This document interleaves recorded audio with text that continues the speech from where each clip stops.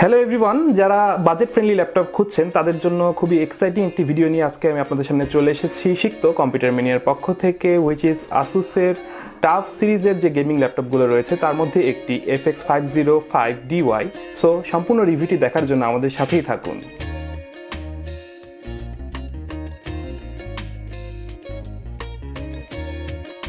So এখন আমরা চলে যাই ল্যাপটপটির ডিজাইন এবং বিল্ড কোয়ালিটিতে। তো প্রথমেই আপনারা দেখতেই পাচ্ছেন এটি আসুসের টাফ সিরিজের একটি ল্যাপটপ। সো সেই চিরচেনা আসুসের যে ডিজাইনিংটা উইথ মেটাল ব্রাস্ট ফিনিশিং এখানে আপনারা পেছনে দেখতে পাচ্ছেন লিডটিতে। এছাড়াও সম্পূর্ণ ল্যাপটপটি কিন্তু আসলে প্লাস্টিকের তৈরি। আসুস ক্লেম করে থাকে এটি মিলিটারি গ্রেড যে টেস্টটা সেটা পাস করে আসছে। সো ওভারঅল গুড ডিউরেবিলিটি তারা ক্লেম করে, বাট আমার কাছে কোনো মতেই রাফ অ্যান্ড টাফ যে ল্যাপটপ আমরা অনেক রিভিউতে শুনে থাকি যে আসলে এটি একটি রাফ অ্যান্ড টাফ ল্যাপটপ, তা কিন্তু মনে হয়নি।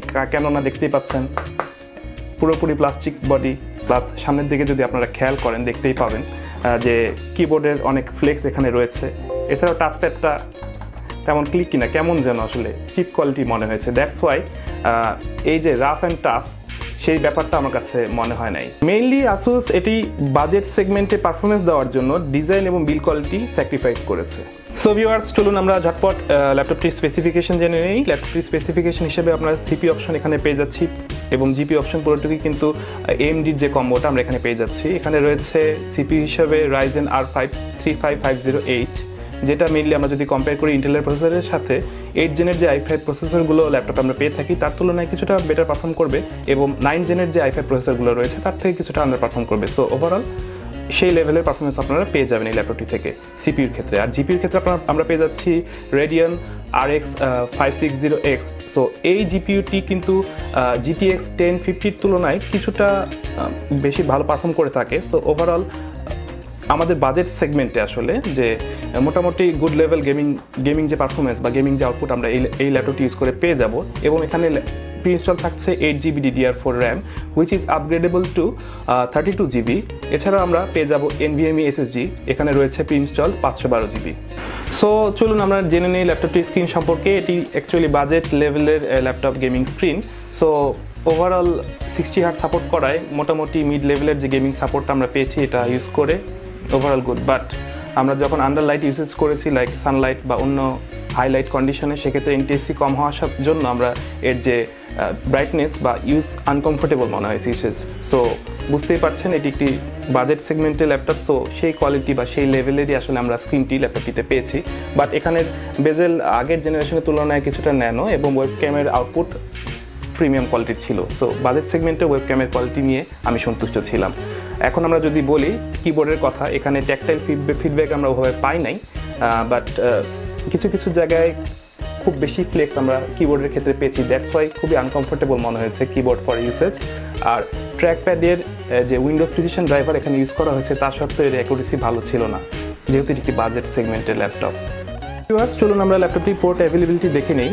ল্যাপটপটির লেফট সাইডে প্রথমে আমরা দেখতে পাচ্ছি রয়েছে একটি পাওয়ার কানেক্টিং পোর্ট, রয়েছে তারপরে একটি RJ45 জ্যাক, একটি HDMI পোর্ট, 3টি ফুল সাইজড USB-A পোর্ট আমরা দেখতে পাচ্ছি ল্যাপটপটির লেফট সাইডে রয়েছে। এছাড়াও রয়েছে অডিও কম্বো জ্যাক। ল্যাপটপটির রাইট সাইডে কোনো পোর্টের অ্যাভেলেবিলিটি নেই, বাট রয়েছে একটি ল্যাপটপ নোবেল লকার। এছাড়াও ল্যাপটপটির ওয়েট আমরা মেজার করে দেখেছি উইদাউট পাওয়ার ব্রিক 2.1 কিলো, আর উইথ পাওয়ার ব্রিক যা আসে 2.45 কিলো। সো গেমার্স, চলেন আমরা চলে যাই আমাদের গেমিং সেশনে এবং কিছু গেম প্লে করে দেখি এই ল্যাপটপটির গেমিং পারফরমেন্স। এছাড়াও আমরা দেখে নেব কিছু বেঞ্চমার্কিং স্কোরের রেজাল্ট।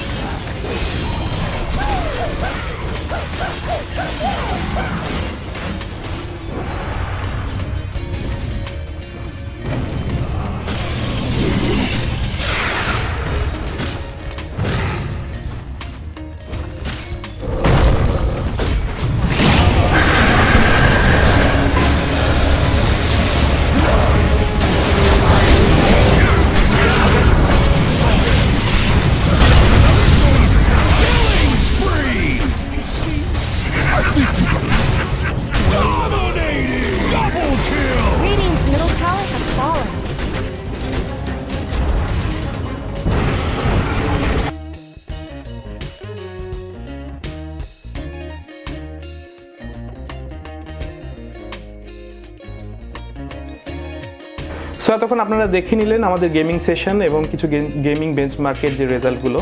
সো ওভারঅল দেখতেই পাচ্ছেন যে এটি মিড গেমিং রেঞ্জের জন্য একটি ভালো ডিভাইস এবং ভালো একটি ল্যাপটপ, কারণ আমরা যে FPS গেমগুলো রয়েছে সেখানে এভারেজ আপার দেন 40 FPS পেয়েছি, এবং কিছু MMORPG যে গেমগুলো রয়েছে সেক্ষেত্রে আমরা পেয়েছি অ্যারাউন্ড 30 FPS। সবগুলোই কিন্তু ছিল মিড লেভেলে, গ্রাফিক্স সেটিংসটা আমরা রেখেছিলাম মিড লেভেলে। সো ওভারঅল আপনারা যদি চান যে মিড লেভেলে গেমিং করতে, সেক্ষেত্রে এটি হতে পারে আপনাদের জন্য পারফেক্ট চয়েস। সো ওভারভিউ বলতে গেলে বলতে হয় যে এটি একটি mid budget gaming laptop. So mid লেভেলে গেমিংয়ের জন্য এই ল্যাপটপটি ঠিকঠাক। আর এর যে ডিজাইন এবং বিল্ড কোয়ালিটি নিয়ে অ্যাকচুয়ালি আমি সন্তুষ্ট না, কারণ আমার মনে হয়েছে আসুস তার পারফরমেন্স বুস্ট করতে গিয়ে এখানে ডিজাইন এবং বিল্ড কোয়ালিটিতে তারা স্যাক্রিফাইস করেছে। সো যদি আপনাদের বাজেট টাইট হয় সেক্ষেত্রে এই গেমিং ল্যাপটপটির সাথে আপনারা যেতে পারেন। সো এই ছিল আজকে আমাদের রিভিউ। অবশ্যই আমাদের ইউটিউব চ্যানেলটি কম্পিউটার ম্যানিয়া বিডি ইউটিউব চ্যানেলটি সাবস্ক্রাইব করতে ভুলবেন না, কেননা আমরা প্রায় নতুন নতুন এক্সক্লুসিভ ল্যাপটপের রিভিউ নিয়ে চলে আসি আপনাদের সামনে। এবং আমাদের আজকে রিভিউটি কেমন লাগলো অবশ্যই কমেন্ট বক্সে কমেন্ট করে জানাতে ভুলবেন না। আজকে আমার রিভিউ এই পর্যন্তই। দিস ইজ সিক্ত from computer mania BD, signing out.